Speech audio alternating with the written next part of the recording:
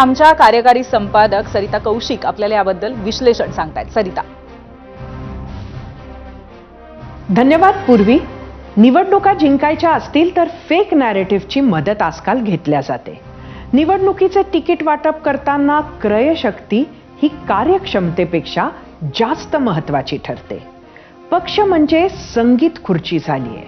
जिथे खुर्ची मिळेल तिथे बसायचे हा अधिकतर नेत्यांचा नियम झालाय. त्यात आज जे बोलले त्याचा अगदी उलट उद्या बोलले तर त्याचा काही तोटा होत नाही. राजकारणात सध्या अशी परिस्थिती आहे.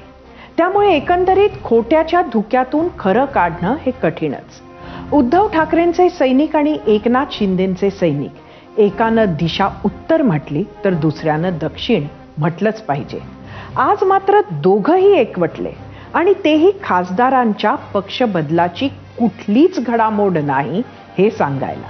जे कदापिही पक्ष बदलणार नाहीत असे नेते आहेत हे इथे मान्य करायला हवं आणि अशांचा सात्विक संताप समजण्याजोगा सुद्धा आहे. पण नेहमी आमच्या संपर्कात अमुक इतके खासदार किंवा अमुक इतके आमदार किंवा अमुक तितके नगरसेवक आहेत हे सांगण्यासाठी जीवाचा आटापिटा करणारे आज मात्र असं काहीच नाही हे सांगायला ताकदीनं एकवटल्यावर धुकं ओसरण्यापेक्षा संशयाचा धूरच निर्माण झाला. पूर्वी.